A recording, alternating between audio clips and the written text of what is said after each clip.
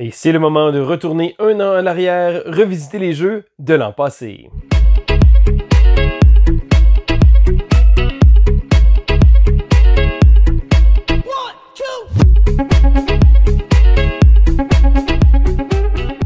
Bonjour l'école du jeu, mon nom est Sylvain et on se retrouve aujourd'hui pour ce segment Throwback de janvier 2022. Et non, je n'ai pas oublié de changer l'année, c'est justement le but du segment. Je retourne un an en arrière, revisiter les jeux que j'ai acquis l'an dernier. Et là, ça va varier de mois en mois, mais je trouve ça toujours le fun de faire ce petit retour-là et j'apprécie beaucoup le partager avec vous.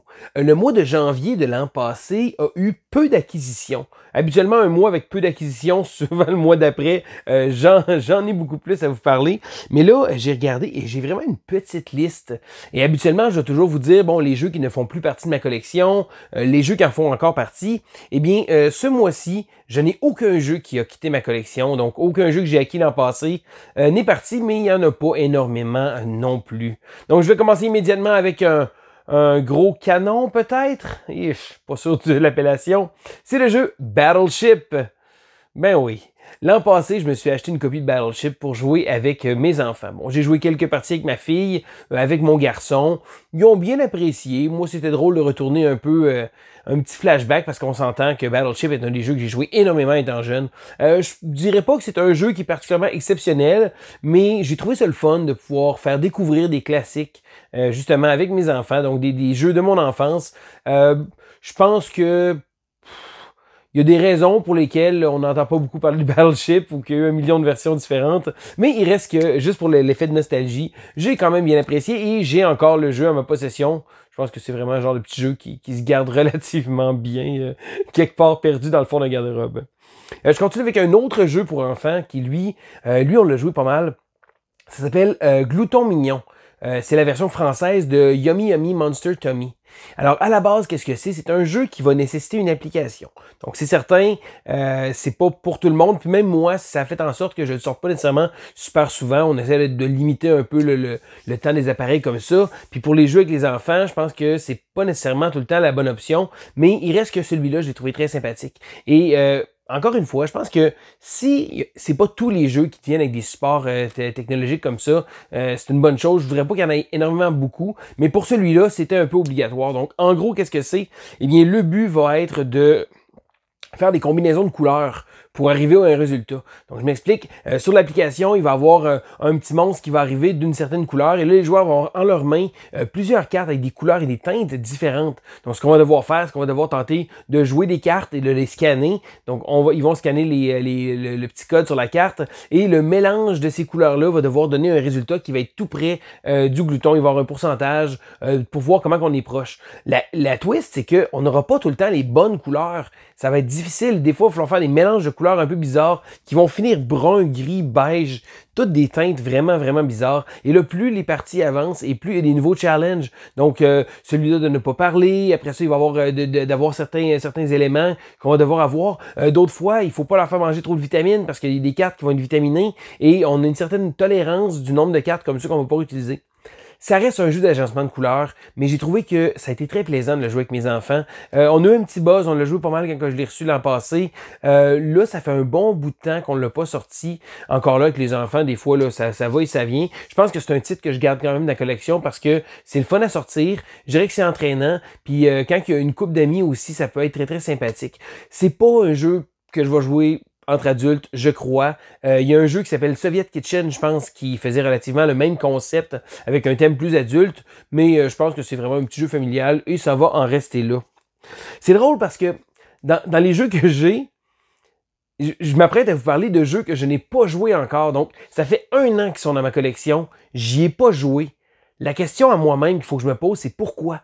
Pourquoi à ce moment-là, il me semblait très bon et là, j'y ai pas joué? Donc, je commence avec le jeu Dinosaur Island Roar and Write. C'est la version Roll and Write de Dinosaur Island, un jeu que j'adore. J'ai d'ailleurs upgradé avec la version Dinosaur World et c'est un thème qui me plaît beaucoup, le parc à dinosaures. Mes enfants trippent bien gros ces dinosaures. Et quand Roar and Write, je dis hey, un Roll and Write de Dinosaur Island, ça va être parfait pour jouer en solo. Donc, dans ma tête, je m'étais dit je vais le sortir en solo. Et à chaque fois que je l'ai comme sorti, ça a donné un peu moins bien, ça marchait pas. Ça fait en sorte que j'y ai pas joué encore, mais le jeu m'intéresse encore, même pas plus tard que la semaine passée. J'ai regardé mes jeux, puis je l'ai presque sorti. Là, finalement, j'ai eu d'autres choses. Mais je pense que on dirait que c'est juste une question de mauvais addon. Ça fait un an, là. Peut-être une raison, mais bon. Il va falloir que je l'essaye et c'est certain que je vais vous en reparler. D'ailleurs, si jamais les jeux que je vous parle, je trouve ça toujours le fun d'avoir vos commentaires justement dans le bas de la vidéo. C'est toujours agréable. Est-ce que vous avez joué à ce jeu-là? Est-ce que ça mérite que j'y joue ou est-ce que je peux juste passer à un autre puis le passer dans rotation? Je veux le savoir. Je veux savoir votre avis sur Dinosaur Island Raw and Right.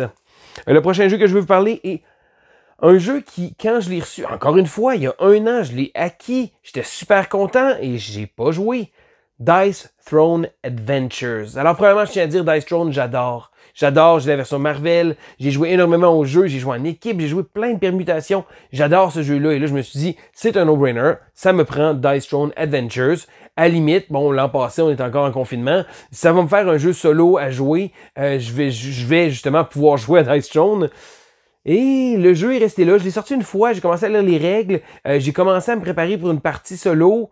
Et là, bon, quelque chose d'autre a eu mon attention. Il a fallu que je resserre le jeu. Je devais partir de chez moi. Et ça a fait en sorte que une autre question de timing, pas bon, je pense. J'ai pas joué à Dice Throne Adventures. Est-ce que ça vaut la peine? Est-ce que je devrais le garder? Ça fait un an que je l'ai et j'ai toujours pas joué. Ça devrait être un signe de quelque chose. Mais pour une raison que j'ignore, j'ai comme quand même le goût. Donc, ça va être à voir si je vais réussir à le sortir. Mais je veux savoir aussi votre avis. Et tout ça a été, si on veut, overshadowed. Tout ça a été mis à l'ombre par un jeu absolument exceptionnel que j'ai acquis l'an passé et qui va éclipser tous les autres. Bon, la liste n'était pas super longue. C'est le jeu Magnate The First City.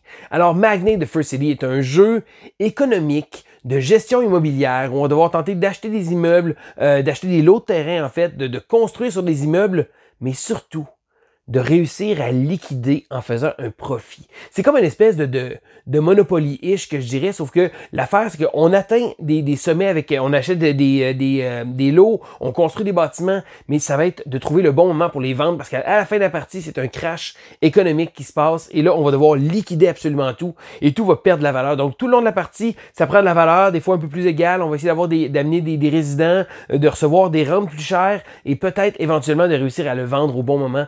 Un jeu vraiment génial. J'ai joué beaucoup de parties.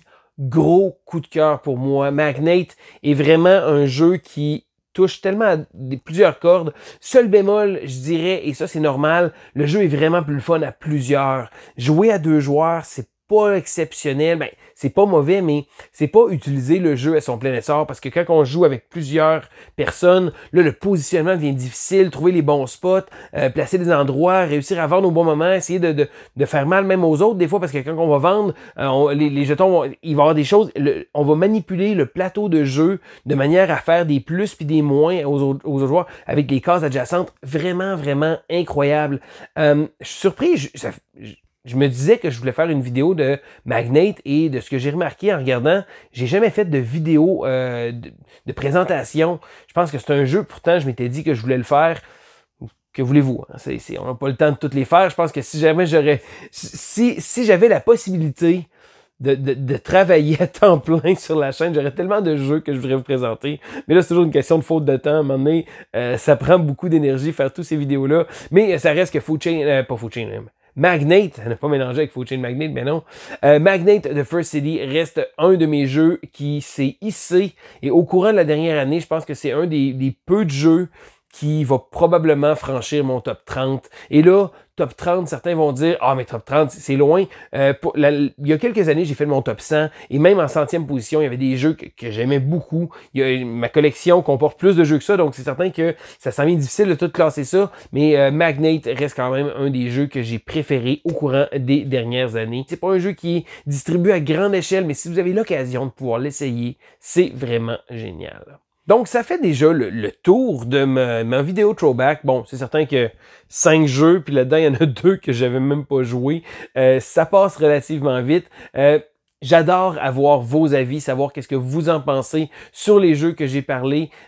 Faites l'exercice avec moi aussi. J'aime vraiment ça, vous lire, de pouvoir voir ce que les expériences de jeu de tous et chacun. Et c'est quelque chose qui me fait vraiment vivre à travers la chaîne. C'est vraiment quelque chose que j'adore. Donc, je vous invite à écrire dans les commentaires.